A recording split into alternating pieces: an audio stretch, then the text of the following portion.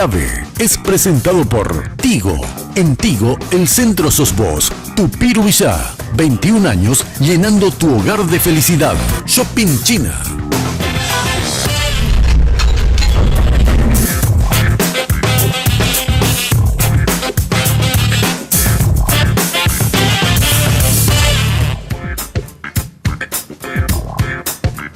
Buenas noches, cada vez estamos más cerca de lo que va a ser la gran interna de todos los partidos y movimientos políticos en un solo día.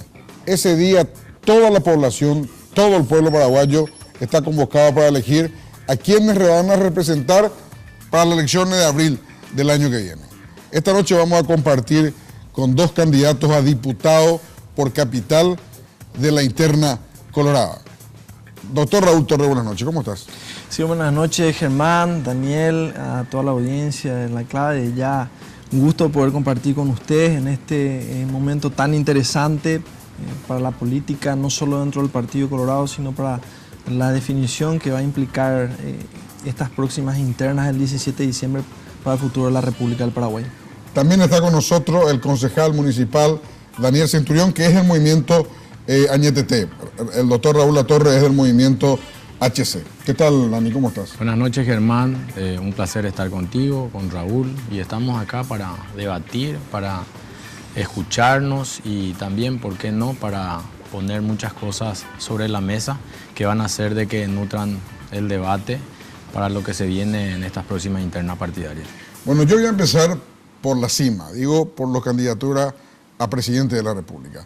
A los dos les pregunto, ¿por qué, en el caso tuyo, Dani, por qué Marito Audo Benítez tiene que ser quien represente a la Asociación Nacional Republicana para las elecciones de abril próximo?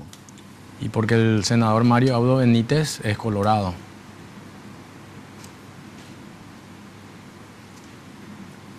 Doctor Raúl Latorre. Santiago Peña, porque es un joven probado en la gestión, transparente, que se destacó como ministro de Hacienda, Germán, en un momento donde toda la región sufría un importante déficit económico. Paraguay se distingue de sus vecinos y esta distinción no viene solamente de nosotros quienes compartimos una visión país, un proyecto de gestión o proyecto político. Obtuvo un reconocimiento de varias revistas, de varias asociaciones internacionales, quienes hablaban por primera vez de Paraguay, el Tigre de América, el fenómeno paraguayo. Santiago es un joven probado en la gestión. Se habla de la cuestión de la militancia, existen muchos antecedentes del partido, donde el partido ha acogido actores que originalmente han tenido otro pensamiento y el partido los ha llevado a lo más alto. Y Santiago, yo siempre digo, Germán, que un hombre se define por sus acciones, más allá de sus palabras, más que por las propias palabras. Y Santiago, cuando estuvo en el Ministerio de Hacienda, tuvo una conducta que doctrinariamente es profundamente colorada. El Partido Colorado se diferencia del capitalismo neoliberal, que habla de que en el mercado no debe intervenirse, habla de un Estado que no interviene en el mercado que se regula a sí mismo. El comunismo habla, no permite un capital privado, todo es del Estado. Y la doctrina colorada económica habla de un Estado que interviene a favor de los sectores más vulnerables, buscando equilibrar la balanza de oportunidades. Santiago Peña fue el ministro de Hacienda que permitió crecer los programas sociales, el ministro de Hacienda que junto con el presidente de la República generó el financiamiento de las 22.000 nuevas casas, el ministro que con Itaipú Nacional, que con el ministro Barrios generó 225 nuevas ambulancias, el ministro de la Infraestructura, con gestión y con una profunda vocación social, Germán. Santiago representa el nuevo modelo de gestión transparente y volcado hacia la gente, e implica la consolidación de la transformación que trae el presidente de la República, Horacio Cartes, en el modo de hacer política y el modo de hacer gestión en nuestro país. ¿Querés decir algo, Dani? Sí, no. Habla Raúl de la doctrina del partido, del desarrollo de gestión. Yo me referí inicialmente a a que Marito es el único candidato colorado hoy, si bien Santiago Peña fue albergado por el Partido Colorado, pero también una persona se define por su conducta, no solamente por su gestión.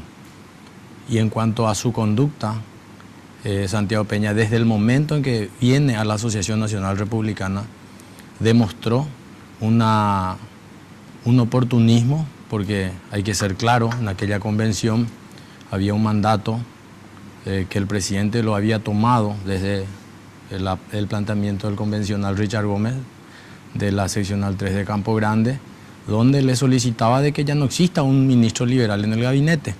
Y habían 2 ministros liberales, Francisco de Vargas y Santiago Peña. Y para no perder el cargo, porque el lunes se comprometió el presidente de la República a sacar a los ministros liberales, Francisco de Vargas no aceptó eso. Sin embargo, Santiago Peña, corriendo, fue a la Junta de Gobierno a afiliarse, y ese modo lo deslegitima partidariamente, y hablar de procesos de gestión en cuanto a inversión, de transparencia.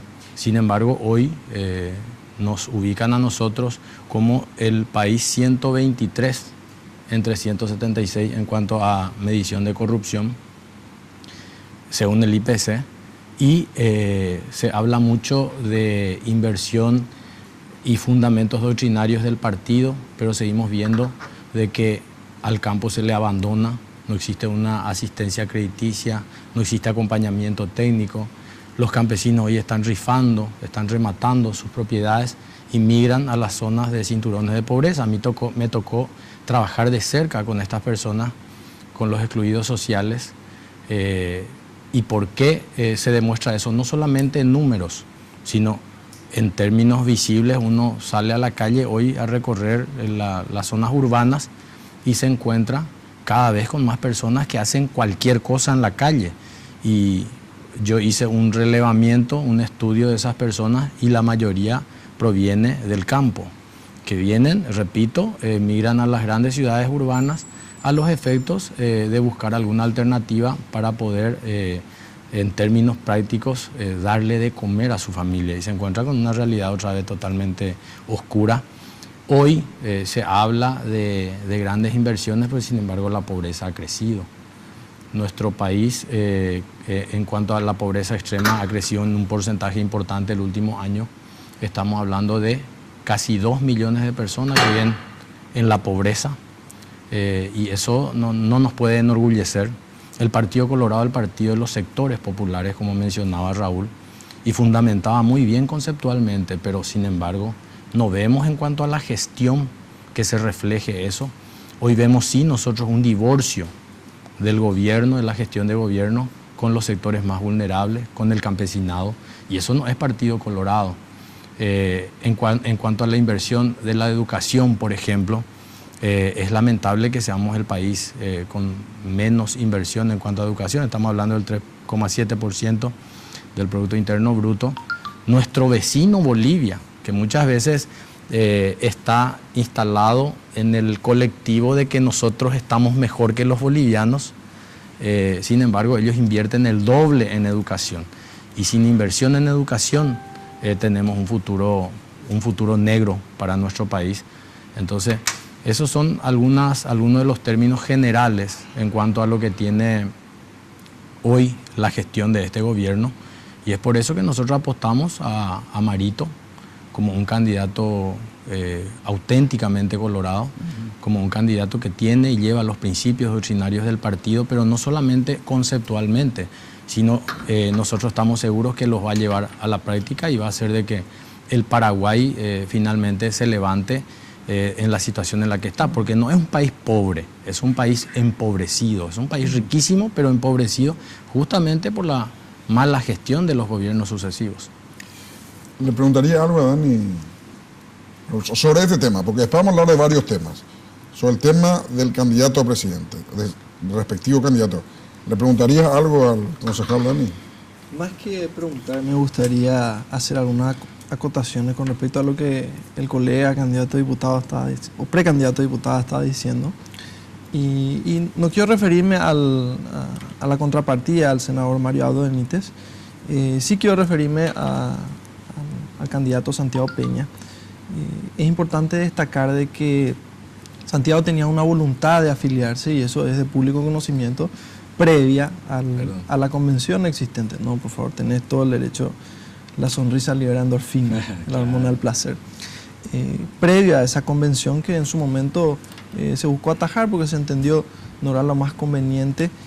Y bueno, sucedió lo que sucedió, y yo lo considero hasta un hecho bendito, porque mediante esa convención, la afiliación de Santiago que se había atajado inicialmente, termina presentándose en un momento que lo habilita para candidatarse a la presidencia de la República, porque si eso no sucedía, si esa convención no se realizaba y eso aceleraba el trámite de esa afiliación que desde hace tiempo él tenía la voluntad de realizar, hoy no hubiese sido candidato a presidente.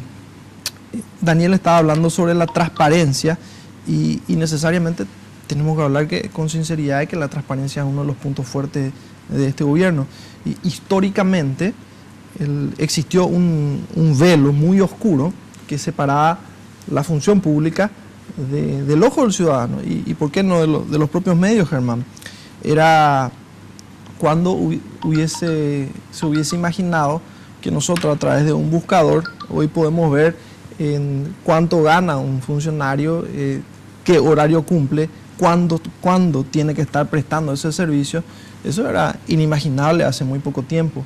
A través de la gestión, o a través del proceso de transparencia que trae el presidente de la República a la gestión pública, finalmente el ciudadano termina teniendo el poder y las herramientas para realizar ese papel de contralor del que siempre se habló, pero nunca se llevó a la práctica.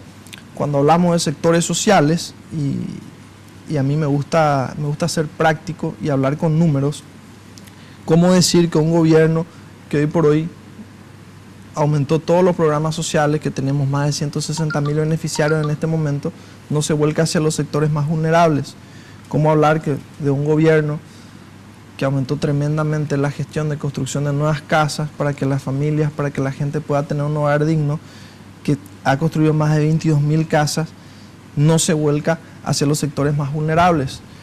¿Cómo podemos hablar que un gobierno que aumenta un 150% las cantidades de ambulancias, 225 nuevos móviles de terapia intensiva, 4x4, que genera la telemedicina, nuevos tomógrafos en toda la República del Paraguay, que puede hacer que Ña Petrona, que antes tenía que consultar, que era de Ciudad del Este, que antes tenía que venir, o de Villarrica, que tenía que venir a Asunción con toda su familia porque se golpeó la cabeza para hacerse un estudio tomográfico, hoy lo puede hacer en Villarrica.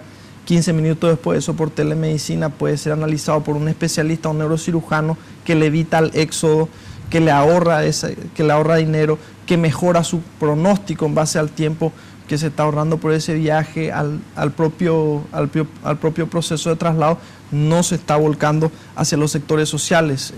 Yo creo que hay una incompatibilidad entre esa premisa y lo que verdaderamente está pasando en materia de gestión. Daniel hablaba de algo que es una realidad, que es la migración de los sectores rurales al sector urbano. La realidad, y si usted hace un análisis de la historia de la evolución de los pueblos, esa es la absoluta tendencia, que los pueblos a medida que crecen pasen desde una población rural hacia una población urbana, y es algo que necesariamente va a acontecer. ¿Vos tenías una pregunta para Raúl? Sí, una pregunta. Estoy siguiendo los lineamientos clásicos de un debate. ¿Tenías alguna pregunta? No, realmente sí. Raúl, yo lo respeto, es un joven que está militando dentro del partido, y algo que sí me hubiese gustado preguntarle, y lo hice ya con algunos amigos oficialistas. Yo soy una persona que milité desde la juventud dentro del partido.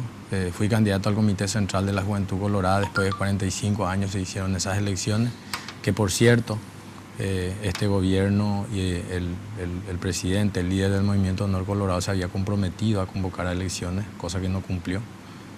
Le preguntaría, ¿qué opina sobre la elección de la ministra de la Juventud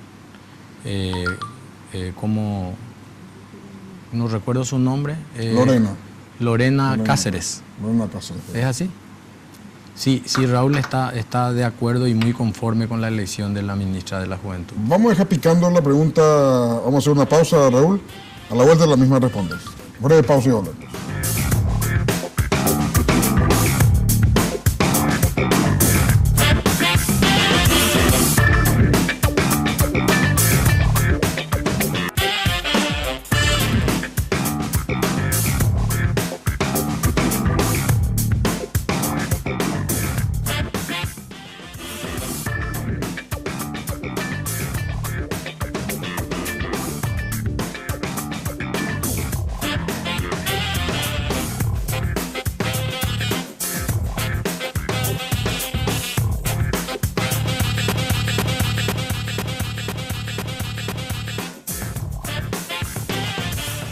Ahora sí, Raúl. Sí, interesante la pregunta que hace Daniel. Recordamos la pregunta, antes de avanzar, Raúl, porque la gente pudo haber mirado. ¿Cuál era la pregunta, Dani? ¿Qué opinaba, si estaba conforme con la elección de la señorita Magalí Cáceres y qué méritos tiene para ser ministra de la Juventud? Sí. Yo creo que existe una disquisición que se hace en todo gobierno, que hace todo mandatario, en muchas ocasiones entre seleccionar un perfil técnico, seleccionar un perfil político. La elección fue claramente técnica y desde ese ángulo, por supuesto que Magalí tiene los méritos. Existen otras alternativas, estoy convencido de eso. Nuestro partido tiene muy buenos perfiles. Lo conversábamos justamente con Daniel. Estaba, por ejemplo, el doctor José Ocampos. Claro. Estaba el propio Anuar Gosen, que es jefe de gabinete del Ministerio de la Juventud, que también estaba teniendo una muy buena gestión, y otros actores. El ideal siempre es de encontrarse, y el que yo creo debe ser el nuevo modelo político es la mixtura, la mezcla, el crisol entre lo técnico y lo político, que es lo que tratamos de hacer, Germán. Nos formamos de la mejor manera que pudimos, estudiamos medicina, hicimos una maestría en el Colegio de Guerra y militamos a la par. Me tocó ser presidente del Centro Estudiante de Medicina, presidente de la Comisión Permanente de la Juventud, ahora miembro de la Junta de Gobierno, y bueno, nos lanzamos de ese ángulo en este proceso electoral en la candidatura a la Diputación, con la mejor formación que pudimos obtener por un lado, y por otro lado militando en el partido que amamos. ¿Te puedo responder yo? Sí. Por favor, Germán. Sí.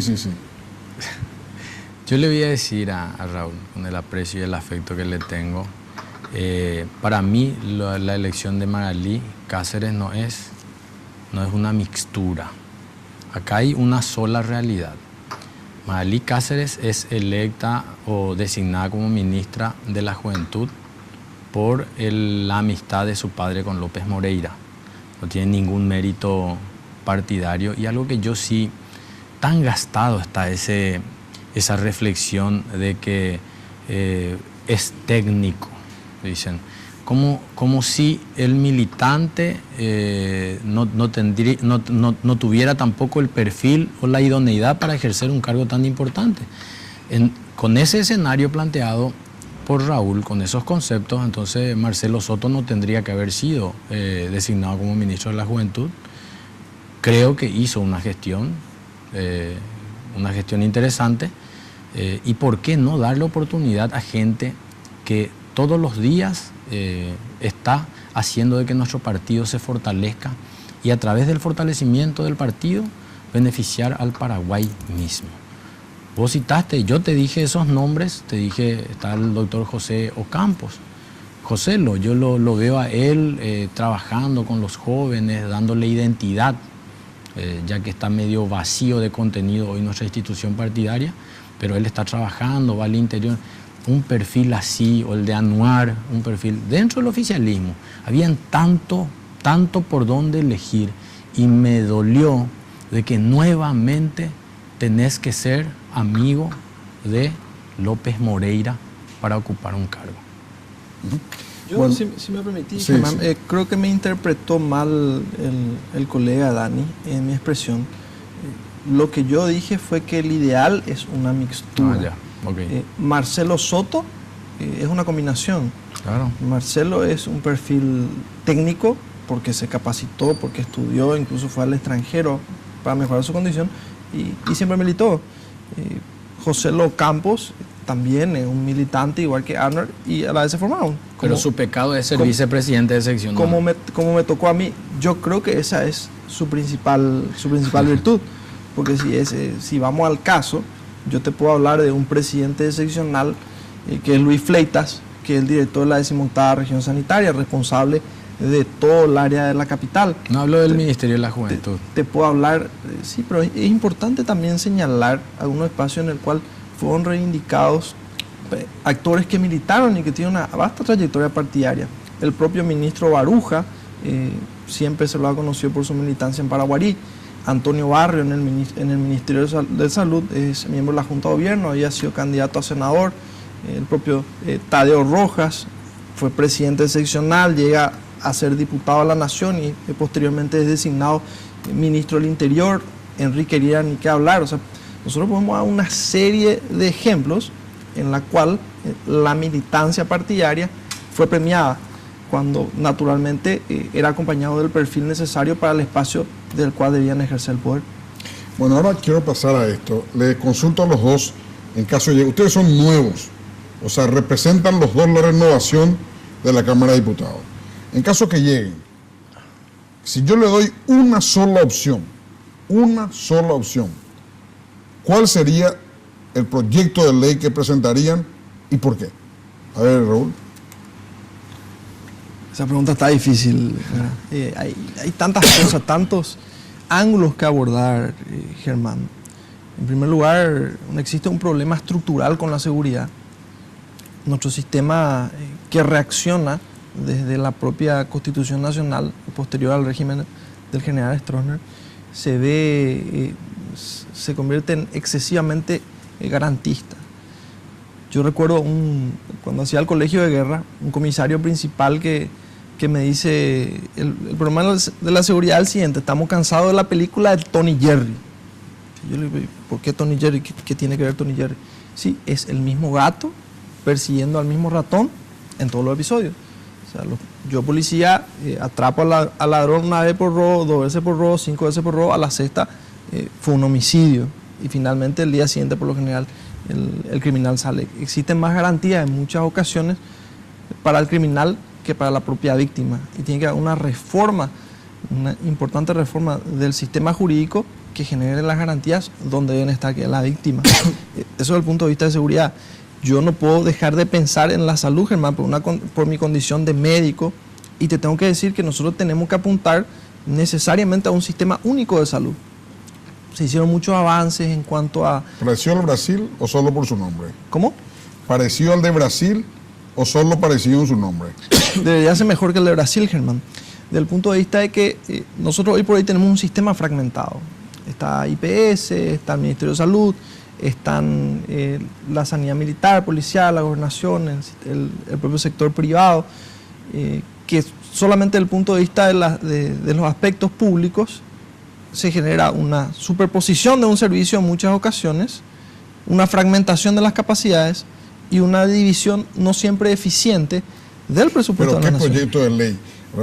Yo me estoy refiriendo, o sea, me gustaría no que describan el problema, sino que planteen directamente qué van a hacer en caso de llegar a la Cámara de Diputados. ¿Qué? A través de un proyecto de ley, que es lo que ustedes van a hacer, ¿verdad? Que genera un que pueden hacer es un proyecto de ley. Un proyecto de ley que genera un sistema único de salud. Sistema único de salud. ¿Tenemos algún ejemplo que podemos nombrar para decir a dónde podemos ir? Existen experiencias, Germán, pero yo creo que nuestra plataforma tiene que mejorar las experiencias. Citaste una de ellas, que tiene fortalezas y debilidades. El sistema de salud del Brasil, por ejemplo, es fuerte en vigilancia, pero tiene una gran debilidad en cuanto a su cobertura de médicos en sus diferentes distritos. De los 5.000 distritos, 2.000 prácticamente no tienen médicos y ahí van a una serie de alternativas como es Mais Medicus, un grupo cubano, algunos que se reciben en Paraguay y generan el examen de convalidación. Pero fundamentalmente es constituir y crear una ley que permita la generación de un sistema único de salud. ¿En tu caso, Dani? Sí, yo tengo realmente tres ejes, pero voy a citar uno de ellos en orden de importancia, porque partiendo de mi experiencia dentro de la legislatura local, yo, Germán, no voy a ser uno más. Yo quiero ir a trabajar, a construir las normas y buscar la ejecución. Por eso yo soy bien pragmático en el sentido de que esos tres ejes que yo voy a desarrollar lo voy a trabajar y de manera continua, no ir a sentarme allí para levantar el brazo simplemente. Entonces, dentro de ese orden de importancia y lo que vemos nosotros, no podemos hablar de un Estado de Derecho cuando una administración de justicia está totalmente sometida al poder político. Yo quiero liderar un proceso y estoy seguro que los futuros colegas parlamentarios nos van a acompañar de la reforma constitucional en lo que refiere al sistema judicial, a todo el sistema judicial. Hoy tenemos una Corte Suprema de Justicia muy permeable al poder político, pero no por culpa de los hombres, sino por culpa del sistema, porque yo conozco allí, tenemos grandes juristas, mentes brillantes, pero que sin embargo el sistema permite de que exista hasta si se quiere, me animo a decir, una coacción por parte del poder político. La institución del Consejo de la Magistratura en el mecanismo de selección, que hoy estamos viendo, donde se habla mucho de transparencia, pero sin embargo no pueden dar todo el proceso en sí en cuanto a la selección para la Fiscalía General del Estado.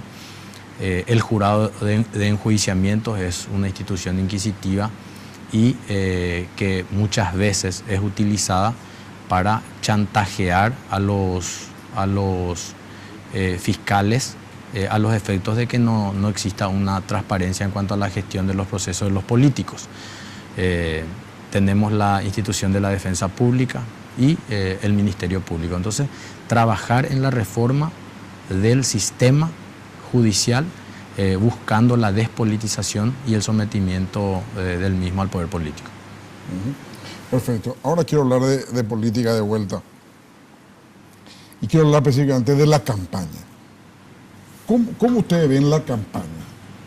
En el caso tuyo, Dani, del movimiento Añetete, no solo de Marito, sino de todas las líneas. ¿Cómo ves la campaña, teniendo en cuenta que falta 2 meses y aproximadamente 20 días para las elecciones?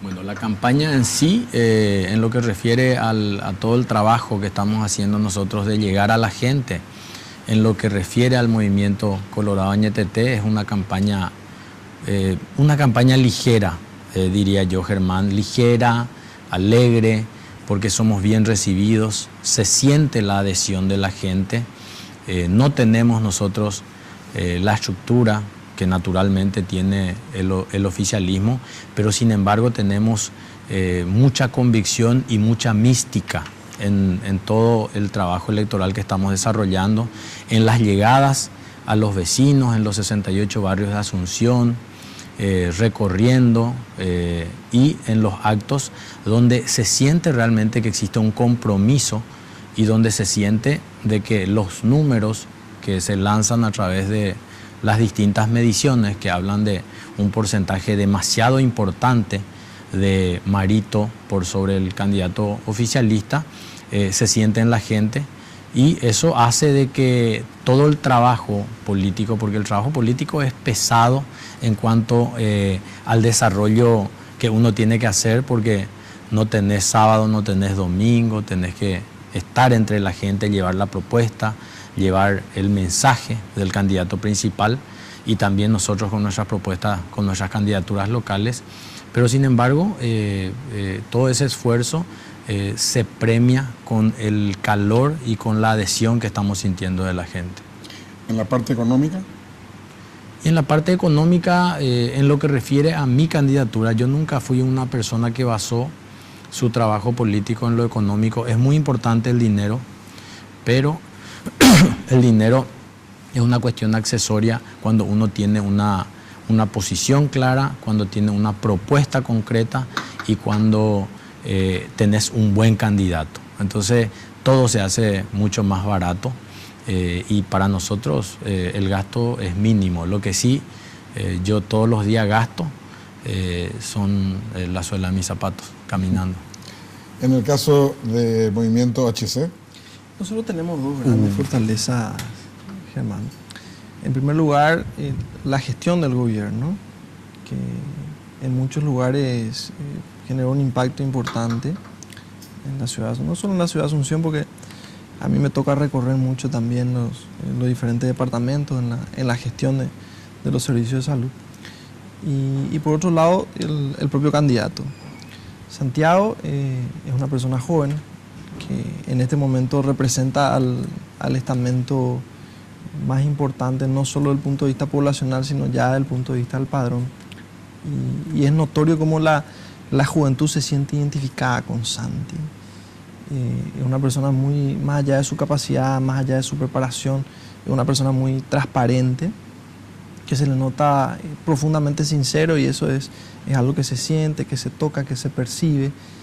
Y en varias experiencias, porque cuando empezábamos a salir con Santiago, algunos dirigentes, algunos actores tenían ciertas dudas con respecto a la candidatura de Santi, pero a la medida que él se exponía a la gente, que lo escuchaban, que lo sentían, verdaderamente era impresionante la adhesión, el calor que generaba. Le cuesta muchísimo sacarlo a Santi en los actos, la manera que la gente se le acerca, se le cuelga prácticamente, los jóvenes, las damas, los propios caballeros, luchadores del partido. Nosotros la verdad que estamos muy confiados, Germán, en cuanto a la propuesta, en cuanto a lo que significa Santiago como la consolidación del modelo que trae Horacio Cartes, porque muchas veces se habla del cambio.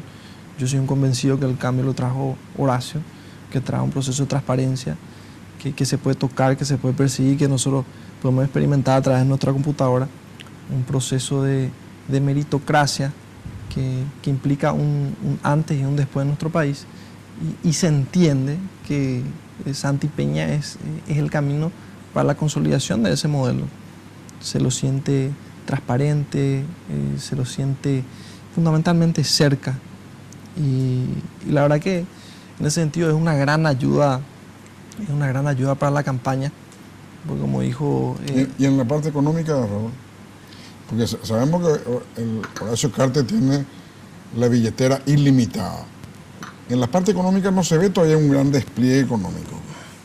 Y es que, y en ese sentido tengo que decir, Germán, de que cuando prende una candidatura, todo se hace más sencillo, todo se hace más liviano, muchos voluntarios que se acercan, gente que quiere participar, fundamentalmente jóvenes, y eso abarata muchísimo cualquier costo.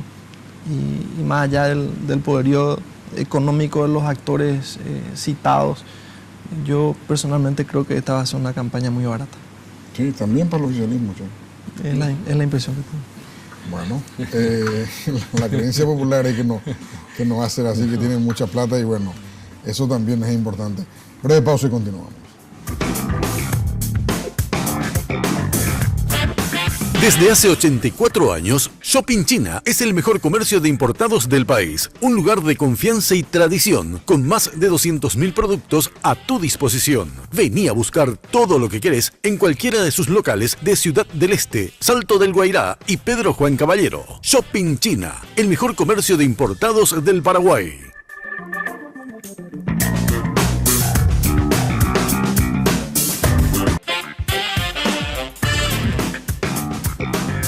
Tupiru Villa, una organización entrenada para satisfacer las expectativas de los clientes, desarrollando un trabajo de compleja ingeniería y evolucionando constantemente gracias a la preferencia de la gente. Un gran equipo que trabaja día a día para hacer realidad tus sueños. Un fenómeno en Paraguay. Tupiru Villa, 21 años llenando tu hogar de felicidad.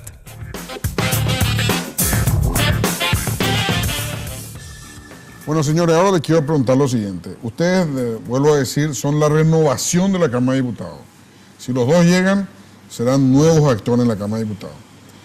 ¿Qué ustedes rechazan de lo que hizo en este periodo y cómo ustedes actuarán en caso de llegar a la Cámara de Diputados, pero ya como actuación general? ¿Dani? Sí, yo primero voy a ir a trabajar y a honrar el cargo.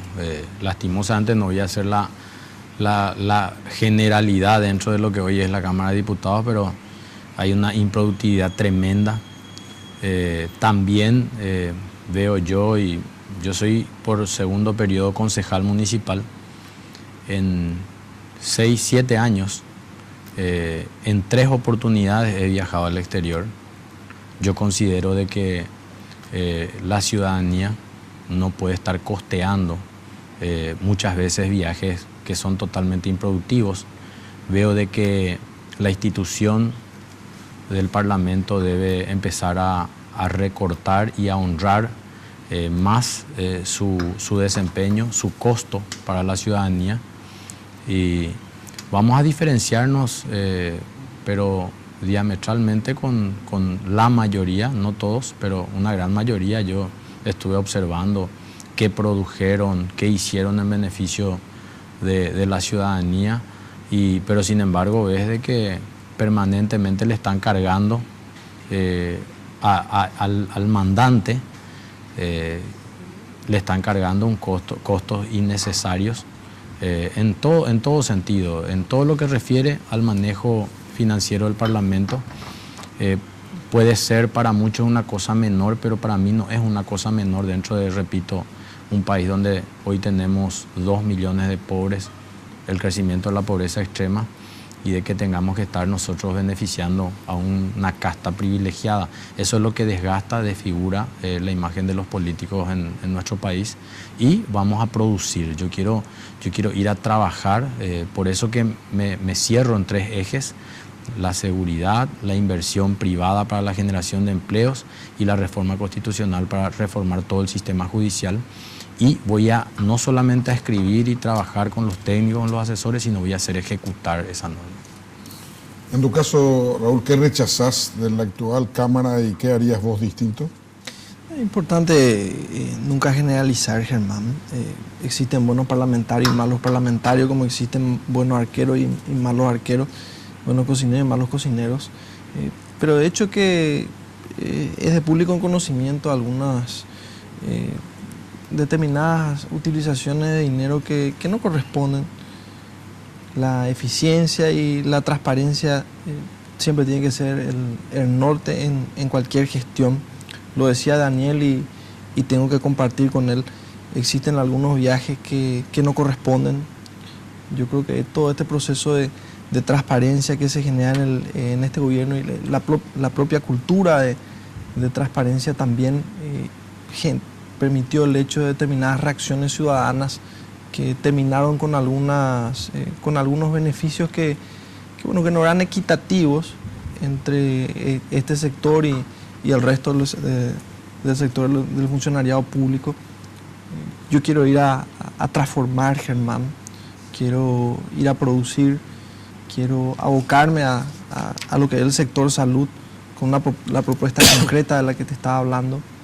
Quiero también, en ese sentido, tener las puertas abiertas para toda la gente, por un lado, porque una de las principales quejas que existen en todos los lugares donde me toca visitar, Germán, es que la gente te dice: acá me visitó el candidato, me abrazó, me llamó por mi nombre, comió de mi plato, parecía mi familia, llegó y cambió su número de celular, cerró la puerta que en teoría ni iba a existir.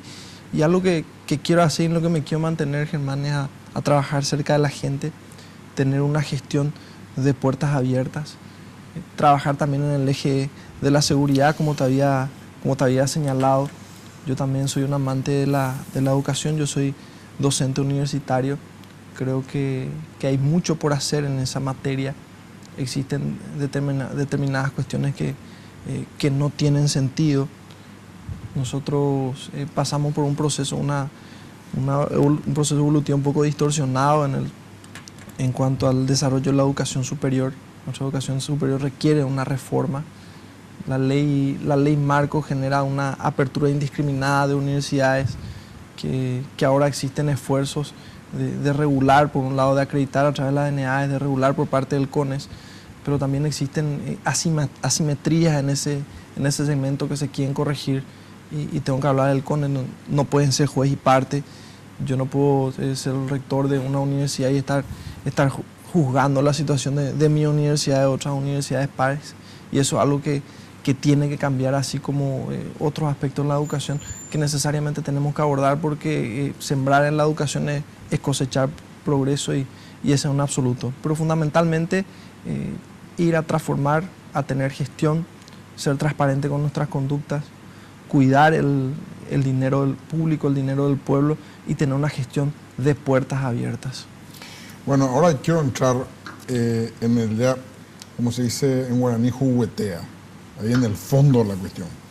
2 impuestos que se van a votar ya probablemente en estos días, pero quiero saber la posición de ustedes. Impuesto a la soja del 10% y impuesto al tabaco que subiría de 16, creo que está ahora, o 17, a 30%. Dani, ¿cuál sería tu posición? Bueno, yo, de hecho, una de las visiones que siempre hemos tenido referente al sistema tributario, que vimos que este gobierno las mayores cargas la ha hecho a los sectores trabajadores. Por ejemplo, las cooperativas del 10%. ¿Quiénes son usuarios o socios de las cooperativas y qué es lo que más utiliza el socio de una cooperativa? El crédito.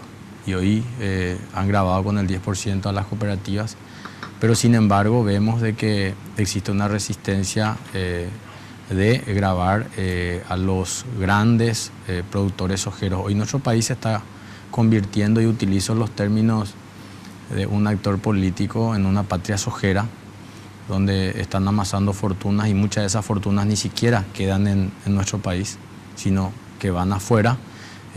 Yo, si fuera hoy parlamentario, votaría por el impuesto a la soja y, por supuesto, no solamente al tabaco, sino al alcohol. Gravaría mucho más el impuesto y buscaría también de que ese impuesto pueda beneficiar a los sectores que hoy están siendo no atendidos. Acá está Raúl, que es funcionario, tiene un cargo importante dentro del Ministerio de Salud. Me tocó, por ejemplo, visitar al doctor Manuel Fresco en el centro de adicciones, y hay una debilidad estructural importantísima, y la generación de ingresos que puedan provocar aumentar estos impuestos, hablo del tabaco y el alcohol, podrían redistribuirse a estos sistemas de atención a adictos. En el Paraguay y específicamente en las zonas urbanas hay un crecimiento tremendo en cuanto al consumo de estupefacientes, y hoy la moda es el consumo de algo que le destruye a las personas, que es el crack. Uno, si tiene la intención de internarse dentro del centro de adicciones, imagínense, yo tuve la experiencia de un chico de 15 años en mi trabajo con el proyecto de inserción laboral a Limpia Vidrios, consumidor de crack. Nosotros conseguimos de que vivía con su abuela, en ese momento estaba en el RC4, en un refugio. Fuimos junto a su abuela, autorizó el ingreso del chico. El chico demostró voluntad de ingresar al centro de adicciones, pero sin embargo vos tenés que entrar dentro de una agenda a 15, a 20 o a 30 días. Entonces evidentemente el sistema es débil y necesita mayor inversión. Ahora me comentaba el doctor Manuel Fresco de que están aumentando a 50 camas, pero sigue siendo totalmente insuficiente. Entonces, tabaco y alcohol que dañan, que destruyen, gravar, aumentar el impuesto y redistribuirlo a estos sistemas de atención a adictos. Bueno, a la vuelta de la pausa te doy la palabra, Raúl, sobre el impuesto a la soja y al tabaco. El tabaco le llega directamente al presidente de la República. A la vuelta de la pausa.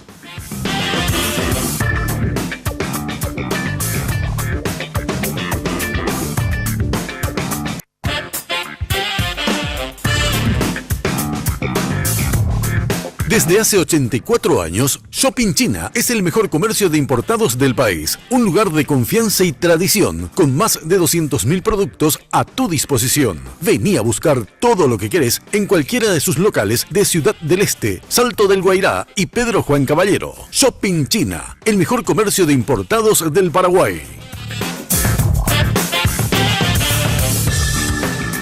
A ver, Raúl, impuesto a la soja, impuesto al tabaco. No, de hecho que por un lado hablaba Daniel de determinadas debilidades estructurales y es cierto, existe un déficit de infraestructura de alrededor de 25 años en el Ministerio de Salud, por decirlo de una manera. Creció la población, creció las necesidades, pero eso no fue acompañado de un crecimiento edilicio y nos tocó lidiar con esa situación. Se acentúa esto con el hecho de que al generar ciertos centros de calidad, el Hospital Nacional de Itagua, el Hospital del Trauma, San Jorge, donde hasta el 30% de los pacientes tienen un seguro privado o un seguro de la previsional, aumenta incluso más la sobrecarga y la infraestructura es un pendiente. El propio ministro Barrios siempre dice que no puede dormir en muchas ocasiones por el déficit de infraestructura porque habían tiempos donde llovía y hospitales como el Hospital del Barrio Obrero cuando llegamos nosotros se inundaron. Hoy eso solucionamos con procesos de refuncionalización, el Hospital de Villa Lisa, los nuevos centros de hemodiálisis a nivel país, la refuncionalización del Hospital Nacional de Itagua, el proceso de refuncionalización y ampliación que se está haciendo en el Centro Asistencial para la Rehabilitación de los Pacientes Adictos, el cual está describiendo Daniel, pero en salud pública siempre decimos en el ministerio, bueno, vos das un paso y te quedan todavía 100 para dar, no hay tiempo ni para celebrar los logros, ¿verdad? Ahora, con la cuestión del aumento de los impuestos, siempre es una postura popular, por decirlo de una manera, subir determinados impuestos, pero más allá de ese debate yo me inclino a pensar que lo que verdaderamente tenemos que perseguir o priorizar es finalmente que todos paguemos nuestros impuestos. Impuestos como el impuesto a la renta personal facilitan esos procesos, dinamizando la cultura de la facturación y haciendo que los contribuyentes que anteriormente, o actores que anteriormente trabajan en enero y finalmente termina siendo contribuyente porque yo que voy a pagar mi IRP tengo que pedirle factura a todo, hasta el chicle que compro, caso contrario yo termino cargando con eso a la hora de pagar mis impuestos, hermano. Así es. ¿Y el impuesto a la soja? El impuesto a la soja, yo creo que es digno de analizarse, si bien la contrapartida es, le vamos a estar cobrando más impuestos a los que pagan sus impuestos. Yo finalmente me inclino a pensar que más bien lo que tenemos que hacer es que paguen todos los impuestos, transparentar el proceso, disminuir la cantidad de operadores en negro, de manera que verdaderamente exista una equidad. Bueno, sabemos que el voto es singular, o sea, el voto es uno solo. A mí me pueden gustar los dos, pero yo no puedo votar por los dos. Tengo que elegir uno solo. Y va a haber varias listas en el Partido Colorado. Yo estoy haciendo un contaje, por lo menos 8 a 10 listas, en total, de los grupos principales que son ustedes, HC y AñTT, y también independientes, presentados por afuera de los grupos principales. ¿Por qué por vos y no por el resto, Dani? Bueno, yo quiero que primero la ciudadanía observe nuestro trabajo, nuestra gestión. Yo vengo de la legislatura local como concejal municipal. He desarrollado varios proyectos emblemáticos que finalmente buscaban beneficiar y buscan beneficiar a la ciudadanía.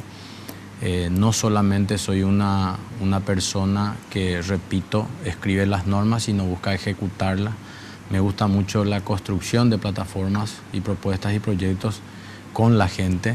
Siendo yo presidente de la Junta Municipal, nosotros habíamos instalado un programa, se denominaba la Junta Municipal en tu barrio, donde nosotros nos acercábamos al barrio, a la gente, y a partir de ahí generar los proyectos y las propuestas que puedan beneficiarlo. No tenemos techo de vidrio, siempre hemos tenido una gestión transparente en todo el proceso. Hasta ahí. Pero lo más importante, y cierro con esto, lo más importante que yo le pido a la ciudadanía es que le vote a Marito, porque de nada sirve si Marito no es presidente de la República que Dani Centurión sea diputado. Gracias, Dani. Un minuto, Raúl. Sí, nosotros venimos a hacer un nuevo planteamiento, un nuevo modelo, un nuevo proyecto en la política y en la Diputación específicamente, porque si hace el análisis, Germán, la mayoría son actores que han asumido determinadas responsabilidades electorales. Nosotros venimos con la cara limpia, venimos sin techo de vidrio, venimos ya con un testimonio de gestión desde el Ministerio de Salud Pública y Bienestar Social, conociendo los problemas de salud, entendiendo los avances que se hicieron y conociendo con claridad cuáles son los pendientes, trabajando cerca de la gente, que es el objetivo fundamental, y planteando una plataforma joven, una plataforma transparente, de compromiso con la gente y de trabajo. Y tengo que inclinarme a compartir el pensamiento, aunque hablando de actores antagónicos, de nada sirve que Raúl Latorre sea diputado si Santiago Peña no es presidente de la República, porque vamos a tener un retroceso de por lo menos 5 años, y aquello que pudo haberse constituido en el nuevo modelo de gestión transparente, meritocrático y con profunda vocación social, lejos de ser la estación estable o la nueva era para nuestro país, va a terminar siendo una voz que clama en el desierto, un pequeño veranillo de San Juan en un largo invierno. Gracias, Raúl, muchas gracias. Gracias, Dani, por Gracias a vos, participar. Germán. Un placer estar acá. Muchas gracias. Si Dios quiere, nos encontramos en 8 días más. La Clave fue presentado por Tigo. En Tigo, el centro sos vos. Tupiru Villá, 21 años llenando tu hogar de felicidad. Shopping China.